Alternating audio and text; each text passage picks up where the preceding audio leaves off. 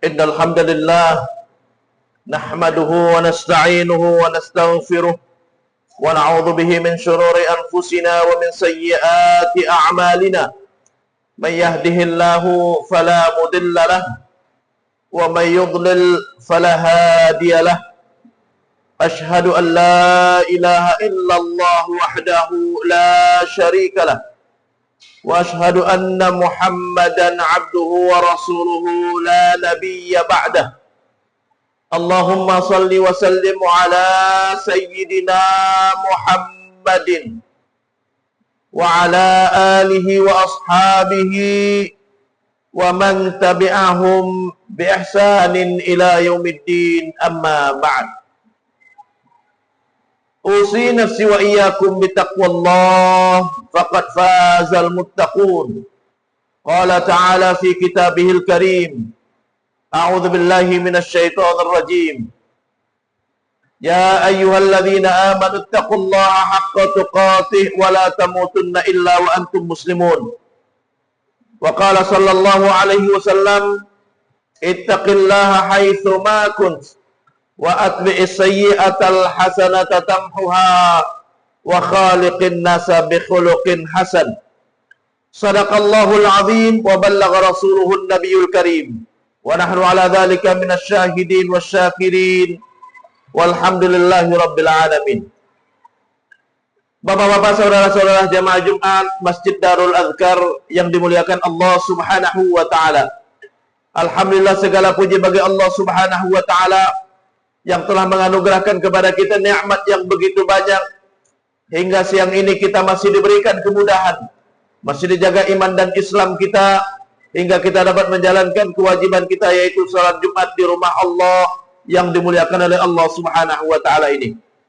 Salawat dan salam senantiasa kita sanjungkan kepada junjungan kita, pemberi syafaat kita, Nabi besar Muhammad sallallahu alaihi wasallam beserta keluarga, sahabat dan pengikutnya hingga hari kiamat.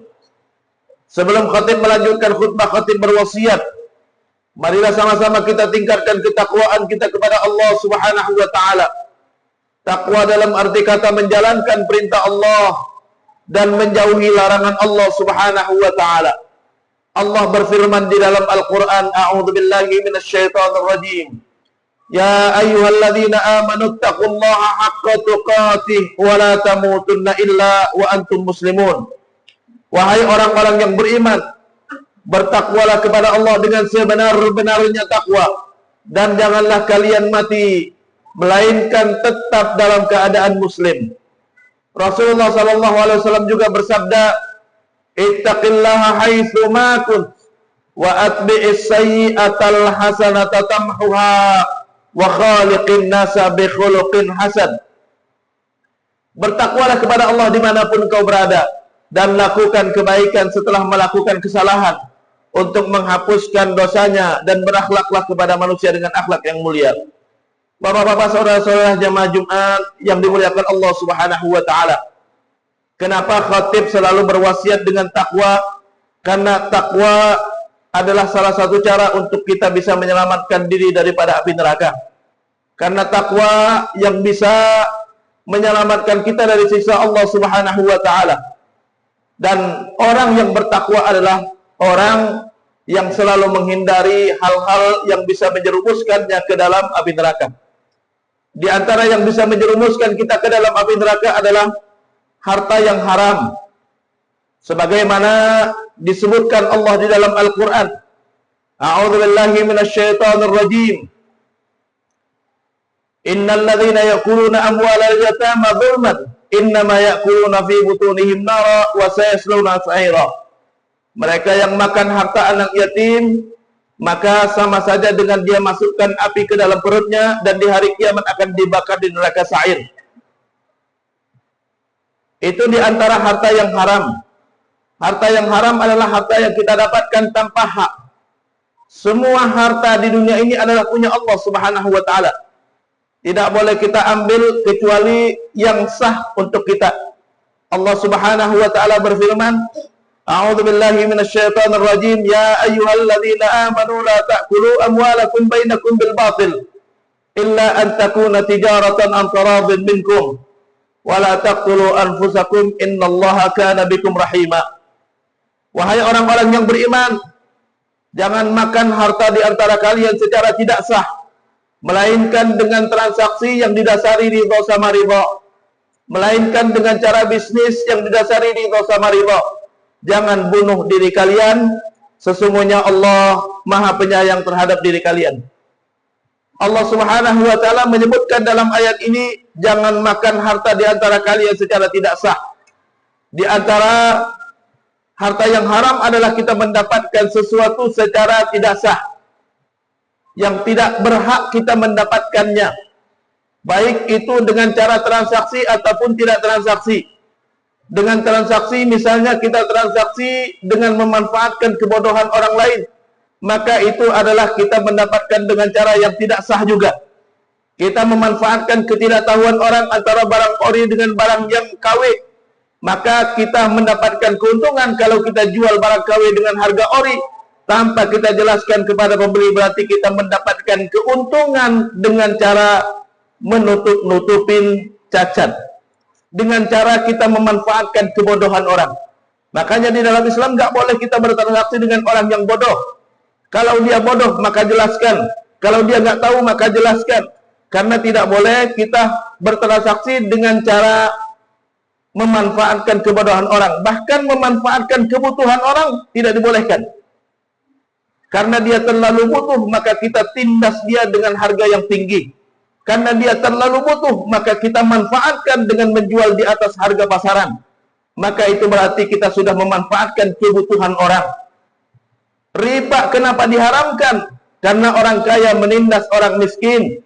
Di saat orang miskin mau berhutang, dia mau berhutang berapa? 5 juta. Oke, saya kasih 5 juta, tapi bayar 6 juta. Karena dia benar-benar butuh saat itu. Karena yang biasanya berhutang orang yang butuh dulu. Walaupun sekarang orang siapa aja berhutang. Dimanfaatkan kebutuhannya dengan menindasnya dan memaksanya membayar lebih. Pasti dia mau. Kenapa? Karena dia sedang terdesak. Itulah sebab diharamkan riba. Itulah sebab kenapa riba menjadi dosa besar. Allah Subhanahu wa taala berfirman, "Ya ayyuhalladzina amanu taqullaha wa dharu ma baqiya minar riba in kuntum mu'minin." Wahai orang-orang yang beriman, takutlah kepada Allah, tinggalkan riba walaupun itu sedikit. Kalau kalian benar-benar beriman kepada Allah Subhanahu wa taala. Kenapa riba diharamkan? Karena itu cara orang kaya menindas orang miskin. Biasanya yang berhutang adalah orang miskin. Dia berhutang 5 juta, disuruh bayar 6 juta. Dia pasti mau karena terpaksa. Memanfaatkan kebutuhan orang. Tidak boleh kita mendapatkan sesuatu secara tidak sah. Seorang pegawai, dia tidak boleh mendapatkan apapun dari kerjanya kecuali melalui ketentuan perupahan yang benar dan sah. Tidak boleh dia mendapatkan di luar upah yang resmi. Nabi kita Muhammad sallallahu alaihi wasallam pernah bersabda, "Man ista'malnahu ala amalin farazaqnahu rizqan, fama akhadha ba'da dzalika fahuwa ghulul." Siapapun yang sudah kita angkat jadi pegawai dan kita sudah tentukan upahnya di luar upah resmi, yang dia dapatkan adalah korupsi, kata Rasulullah, atau gratifikasi. Nabi kita Muhammad sallallahu alaihi wasallam dalam sebuah hadis yang diriwayatkan oleh Imam Bukhari dan Muslim, di kitab Sahih Bukhari dan Sahih Muslim, Nabi pernah mengutus seorang sahabat bernama Ibnul Lutbiyah. Ibnul Lutbiyah diutus oleh Rasulullah untuk memungutin zakat ke rumah-rumah. Setelah selesai dia mengutin zakat, dia datang kepada Rasulullah dan mengatakan, "Ya Rasulullah, hadhihi sadaqat, ini harta zakat yang saya kumpulkan. Wa hadza uhdiyali, ini hadiah aku dapatkan dari orang yang bayar zakat." Rasulullah langsung marah. Rasulullah langsung naik mimbar dan mengatakan, "Ma balu aqwamin, kenapa ada banyak orang? Saya tugaskan untuk mengutin zakat dan dia datang dengan mengatakan ini harta zakat dan ini hadiah buat saya." Ala law jalasa fi baiti ummih, kata Nabi. Coba kalau saya enggak tugaskan, kata Rasulullah, mendapatkankah dia, dapatkan enggak hadiah itu? Kalau itu adalah harta yang seperti ini, maka di hari kiamat dia akan bertanggungjawabkan di hadapan Allah dan hartanya akan bersuara. Kalau itu kambing akan bersuara, kalau itu sapi akan bersuara, kalau onta akan bersuara, akulah korupsi si fulan. Seorang pegawai yang sudah dibayar, tidak boleh dia mendapatkan upah apapun. Gubernur kalau meresmikan apapun, kalau atas nama gubernur jangan dibayar. Kenapa? Karena jabatan gubernur sudah dibayar. Wali kota kalau dia meresmikan apapun, jangan dibayar. Kalau dia atas nama wali kota, kenapa? Karena jabatan wali kota sudah ada upahnya. Tidak boleh kita mendapatkan upah di luar upah yang resmi. Itu salah satu yang haram.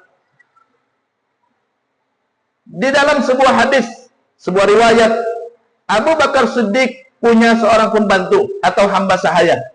Ini pembantu biasa menyediakan makanan buat Abu Bakar Siddiq. Tapi Abu Bakar walaupun dia dihidangkan oleh pembantunya, selalu dia tanya, ini uang dari mana? Suatu hari Abu Bakar Siddiq tidak bertanya, langsung makan. Dia datang dan langsung dia gigit makanan yang dihidangkan oleh pembantunya.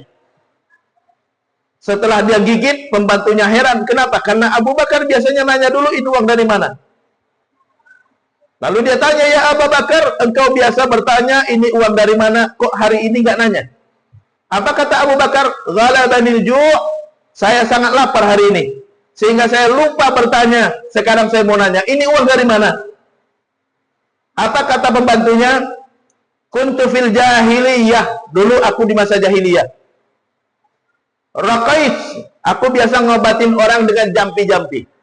Tentu saja jampi-jampi sebelum datangnya Islam, jampi-jampi bukan dengan Quran. Kalau jampi-jampi dengan Quran, itu dibolehkan. Dan aku diupah dari jampi-jampi tadi. Dan itulah uang yang aku bikinkan makanan hari ini. Lalu Abu Bakar Siddiq langsung menyolok mulutnya dan mencoba untuk mengeluarkan satu gigitan yang sudah dia gigit tadi. Sampai-sampai dia muntah. Pembantunya mengatakan, sampai segininya wahai Abu Bakar. Apa kata Abu Bakar? Jangankan muntah, ruhku keluar bersama makanan itu, aku ridho, katanya. Kenapa? Li'anna nabiyya qala, karena Nabi mengatakan, kullu lahmin nabata an suhtin fannaru aula bihi.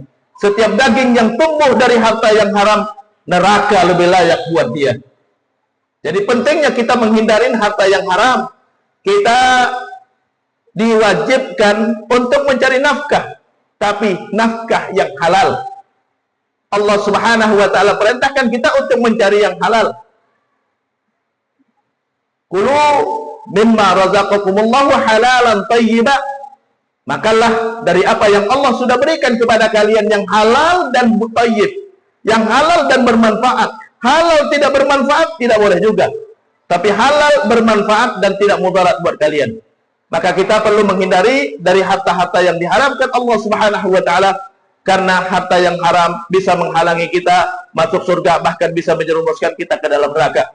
Allah Subhanahu wa taala menyebutkan di dalam Al-Qur'an, mengancam bagi mereka yang makan harta warisan bukan haknya atau lebih dari jatah yang Allah berikan dengan neraka. Wa may ya'sillaha wa rasulahu wa yata'adda hududahu yudkhilhu naran khalidan fiha walahu adzabun muhin. Siapa yang melanggar ketentuan Allah dan Rasulnya dalam pembagian warisan dan melampaui batasan yang Allah sudah tetapkan, pasti Allah masukkan ke dalam neraka, kekal di dalamnya, dan dia berhak azab yang menghinakan. Barakallahu li wa lakum fil Qur'anil azim wa nafa'ani wa iyyakum bima fihi minal ayati wadh-dhikril hakim wa taqabbala minni wa minkum tilawatahu innahu huwas samiul alim. Aqulu qawli hadza wastaghfiruh innahu huwal ghafurur rahim.